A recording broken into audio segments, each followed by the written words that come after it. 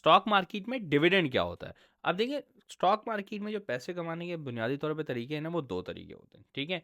एक होता है कैपिटल एप्रिसिएशन, यानी कि ₹5 का स्टॉक खरीदा और अब वो ₹10 का हो गया। जब आप बेचोगे तो ₹5 मुनाफ़ा आएगा। This is called capital gain, या फिर शेयर की प्राइस में इज़ाफ़ा होना, उसकी कीमत में बढ़ जाना, ये कहलाता है कैपिटल गेन, ठीक है? दूसरा होता है डिविडेंड। अब कंपनी यूँ समझें कि अगर ₹100 कमाती है, उसके अखराजात ₹40 में पूरे हो जाते हैं, ठीक है? कंपनी के पास ₹60 बच गए, ठीक है ना? अब वो क्या करे, वो क्या करती है, वो अपना मुनाफ़ा डायरेक्टली शेयर होल्डर जिसके पास उसके स्टॉक्स मौजूद हैं, वो बिज़नेस या जो समझें कंपनी है, वो बिज़नेस डायरेक्टली मुनाफ़ा जो एक्स्ट्रा होता है, वो शेयर होल्डर को दे देता है, ये कहलाता है डिविडेंड, ठीक है? ये जो होता है इस तरीके से, मिसाल के तौर पे आपके पास ₹50 का शेयर है, कंपनी ने जो है वो बहुत ज़्यादा मुनाफ़ा कमा लिया, अब वो एक्स्ट्रा मुनाफ़ा पड़ा हुआ है, तो अब उसका क्या करे वो, ठीक है? वो क्या करती हैं आमतौर पे कंपनीज़, कि मिसाल के तौर पे ₹50 का शेयर है, तो उसमें अमूमन 1 या ₹2 तक का अमूमन डिविडेंड बन जाता है। तो ₹2, जैसे 50,000 शेयर हैं, तो 50,000 शेयर के हिसाब से ₹2 का 1 लाख बन जाएगा, तो वो ₹1 लाख डायरेक्टली आपके बैंक अकाउंट में डाल दिया। इस तरीके से ये वाला मामलात होते हैं डिविडेंड वाले, ठीक है?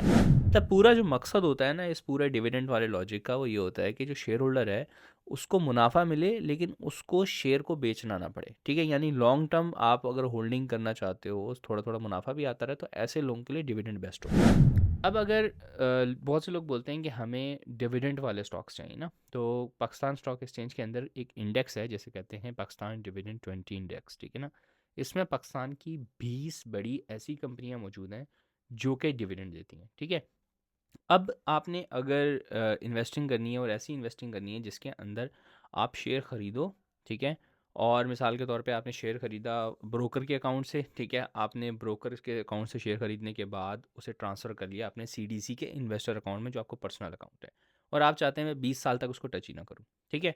आपने क्या किया, जो बड़ी ब्लू चिप कंपनीज़ हैं उसमें पैसे डालना स्टार्ट किए, ठीक है? बड़ी ब्लू चिप कंपनीज़ के अंदर जब पैसे डालना आपने स्टार्ट कर दिए, और जैसे जैसे आप स्टॉक्स खरीदते जा रहे हैं, वो आहिस्ता आहिस्ता आप ब्रोकर से ट्रांसफ़र करके अपने प्राइवेट अकाउंट में लेते जाएं, ताकि कल को ब्रोकर का कुछ हो जाता है, कुछ मामला तो होता है, तो आपको फ़र्क ही नहीं पड़ेगा। अब ऐसे सूरतों में क्या होगा कि एक तो आपको पता है कि आपने स्टॉक बेचना नहीं है, तो कंपनी जो एक्स्ट्रा मुनाफा कमाती है वो डिविडेंड की फॉर्म में डायरेक्टली आपके बैंक अकाउंट में ट्रांसफ़र होता रहता है।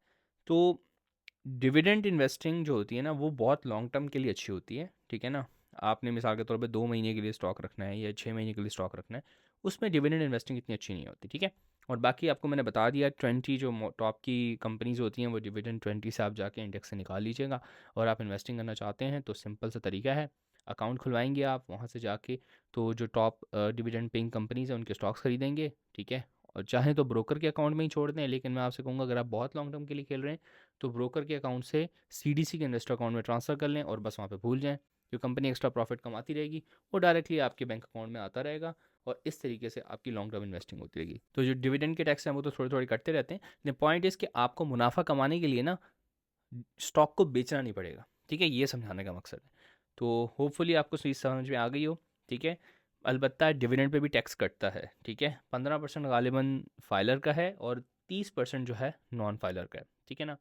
और ये डायरेक्टली बैंक अकाउंट में आ जाते हैं, इसमें कुछ करना नहीं होता आपको। सही है, यहाँ तक आ गई। और अगर आप भी स्टॉक मार्केट में अकाउंट खुलवाना चाहते हैं, मेरी वेबसाइट पे चले जाएँ, वहाँ जाकर सर्च कर लीजिएगा how to stock market account. और दूसरा, मैं आप लोगों के साथ व्हाट्सएप पे कनेक्टेड रहता हूँ, तो व्हाट्सएप के चैनल का लिंक आपको बायो से मिल जाएगा, वो काइंडली सब्सक्राइब कर लीजिएगा, उससे मैं और आप डायरेक्टली कनेक्शन में रहते हैं, ठीक है? So that's all, this is Umar signing off. अल्लाह हाफ़िज़।